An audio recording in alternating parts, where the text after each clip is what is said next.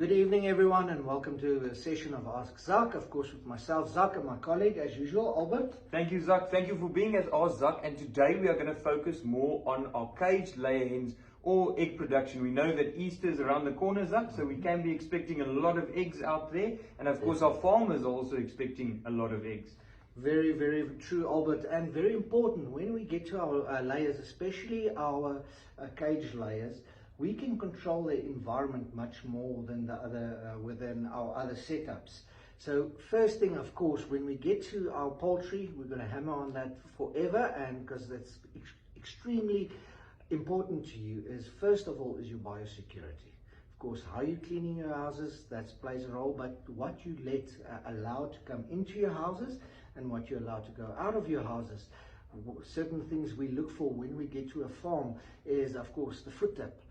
For people going into, best is to have actually uniform or overalls there for visitors, gumboots for visitors that you have there on site that they have to wear, so that you have control of what they're exposed to. Remember, a lot of farmers, especially the up-and-coming farmers, are keen to gather information, and there's nothing wrong with it, but we must be safe in the process. You do not know whether another farm is struggling with another disease.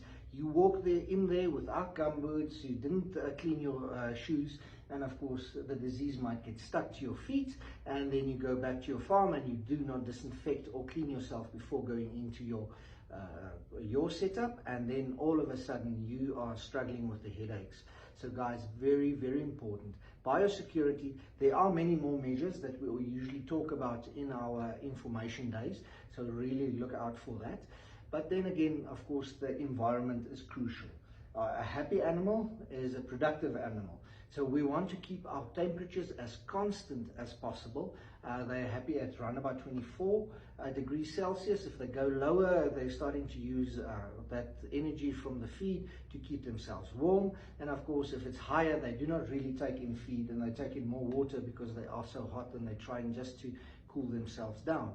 So as we always say, with all our basic poultry houses, you want to be able to open your curtains from the top and lower it to the bottom, so that the cool air that comes in mixes at the top inside and goes down to your poultry.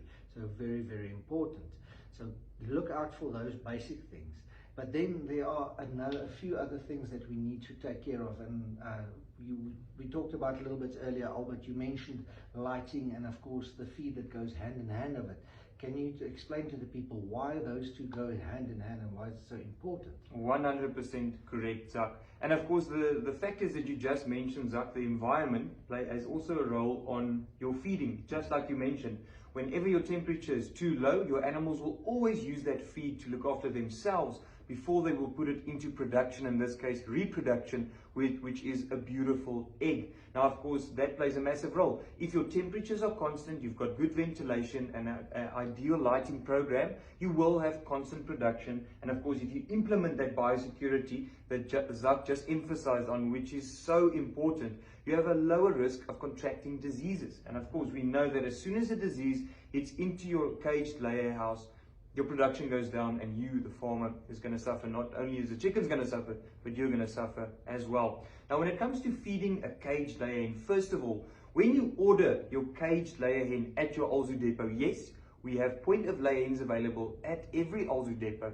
free range and caged. So always make sure that you never order a free range hen and put her inside of a cage. We cannot do that, and vice versa. That's why we have the caged hens and the free range hens available at your Alzu depot. And of course, at your Alzu depot, you don't only have the advice and products to get it there, you've got the best layer feed on the market available. That will be your LM95. And Zak, with your caged layers, we always want to feed them a mash. The reason for that is we want to feed that mash so that it stays there the whole day or for the whole lighting period. At our information days, we like to say that the golden rule is there must always be feed when there is light, because light stimulates our birds to eat. If there's no light, if there's no feed and there's light, the birds will get hangry, they'll get cannibalistic, they'll start pecking each other. That will cause an infection, and now we need to treat that bird, and your production is going to go down. So that's, first of all, the most important thing is make sure there is feed when there is light. If you're going to feed pellets, Yes, you're going to save on wastage, but they're going to finish those pellets in a flash. And of course, the feed will not be left over and they'll start pecking each other. And that's the last thing that we want. So we want that feed to spread out for the remainder of the day for that 17 hours of light. So just touching on the lightings up, just like with any animal, we always want to do an adaptation phase, especially with our poultry. Remember, with our broilers and our layers, they do like a routine. So please remember that if we do change something, we're going to do it slowly, and if we are feeding them at the same time, we stick at that routine. So let's say we're feeding in the morning when the lights come up at 6 o'clock, we're feeding them as well, half of their ration. So let's say we should be feeding about 50 kilograms for the day, 25 kilograms in the morning when the lights come on, and 25 kilograms when the feed runs out, just before you can't see the bottom of those feeders in your cages. That's a good time to feed again. That should be at about 1, 2 o'clock. So then that feed has to last until about 7, 8, 9, 10 o'clock, depending on where you are with your lighting program. So just to roughly go through the lighting program, let's say we are starting at 12 hours. We're approaching winter, so our daylight lengths are changing. We're getting shorter days and longer nights, and it's starting to get a bit cooler. You can feel it here on the Highveld. But of course, what we're going to do is, remember, we need to change with the season. We need to adapt with those daylight hours, of course. So let's say the sun's going down at about 5 o'clock, so we've got about 12 hours of lights. Now we're just going to increase our lighting period with 1 hour, meaning we're going to switch it on, let's say at 5 o'clock when the sun is setting, and we're going to switch it off at 6 o'clock in that first week. The second week, we're going to switch it off at 7, the third week at 8, and the fourth week at 9. Then we should be at about 16 to 17 hours of total daylight, natural and artificial light in total. We know that our birds are using that light, getting in the feed, producing eggs, and of course they're only going to give us 1 egg a day, and she's going to lay that egg the next morning, collect it as quickly as possible, and you shouldn't have too many problems. You'll have optimal production and good feed consumption. Now, to add what Albert says here, one of the things that our technical advisors do, they do on-site visits, give you advice on the farm, but you need to get your ducks in a row for us to be able to assist you properly. And when I talk about that, we're talking about record keeping. You need to know how much feed you gave the animals. You need to know what your lighting period is, how long you've had them on, and everything like that. Record that. You need to record your percentage of eggs being laid per day, the age of the chickens, and of course, very important is the weight of the animal, because the weight rather than age determines whether the animal is ready to produce or what level of production they're going to be on. So very important general rule of thumb, of your layers you need to weigh at least 10% of the flock, and you don't want to weigh the closest 10%. You want to make it as random as possible so that you can get a general good idea of where the animals are. Without that information, when Albert or the team gets to you, you're making their life difficult, and it's difficult for you to find fault and sort out problems. A lot of the problems we run into are basic management problems that we see on the farms, and guys, we really want to help you, but we can't do that with the proper information, and that just puts you ahead and makes your life a lot easier. Remember, numbers don't lie, a scale doesn't lie, and a thermometer doesn't lie. So if we record that and we come to your farm and there is a there is a problem, the production is dropping. Now we look at the temperature. If we, just like this week, we had quite some cold fronts coming through, we've got temperatures going down, feed intakes going up, and production going down. That's not what we want. But if we know that it is due to temperature, we know that it's not a disease, we know we don't have to treat our animals, and we know it should recover. We just have to look at our curtains, our temperature management, try and close up your curtains maybe a little bit earlier to heat up your houses quickly when the sun is still up. Look at your thermometer. Your thermometer is going to tell you if you are in the right spots or not. And please remember, with your record keeping, like Zach's saying, for feeds, for instance, feed. Let's say you've got a respiratory infection. We've identified that the flock is coughing and sneezing. We can hear that they are snicking, or there's something that's obviously indicating that there is a respiratory infection. For instance, if you want to determine if it's coryza or infectious bronchitis, with infectious bronchitis, they will show you the same symptoms, but with infectious bronchitis, the feed intake will go down. With coryza, the feed intake will still be a little bit higher or normal, but then you know it's rather corrosive, and of course later on you'll have the swelling of the head and the characteristics of each disease.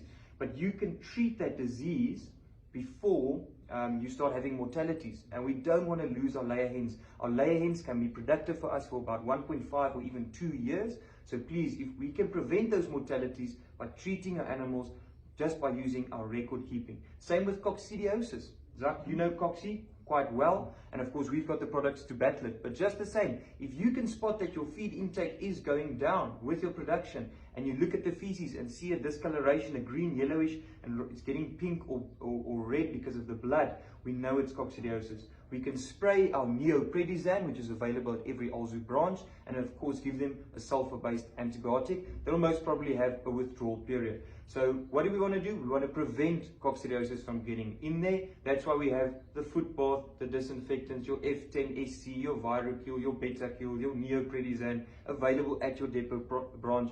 And like Zach said, if we applied those and we applied our biosecurity measures, we can prevent those diseases from entering our farm.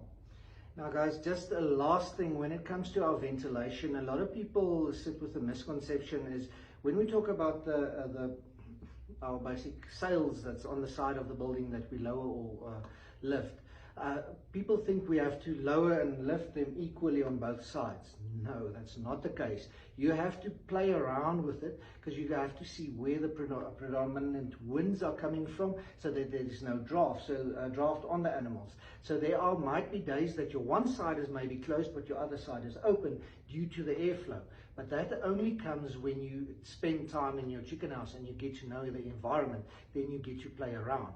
But that is a lot of information, and we are of course in the business of sharing information.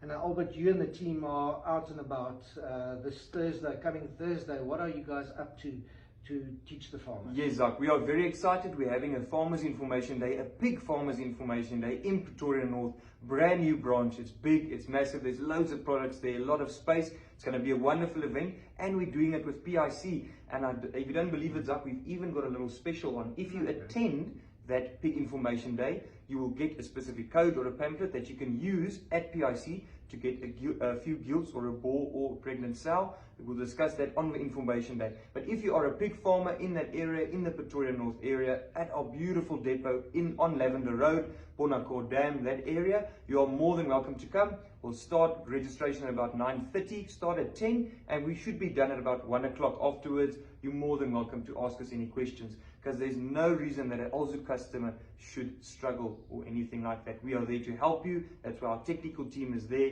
to help you all the way. It's a benefit from being an Alzu customer.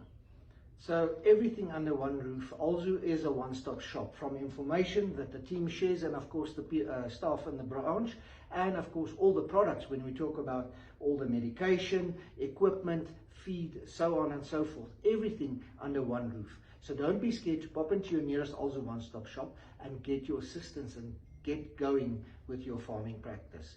But from my side tonight, thank you, and have a good evening. Thank you so much for looking after Zach, listening to us. We are here for a reason, to help you, but thank you so much. If you guys need any more information or any questions, please leave a comment in the comment section, and we will get back to you shortly. But for all our layer farmers out there, we hope this video helped you increase that layer production so the eggs are coming this Easter.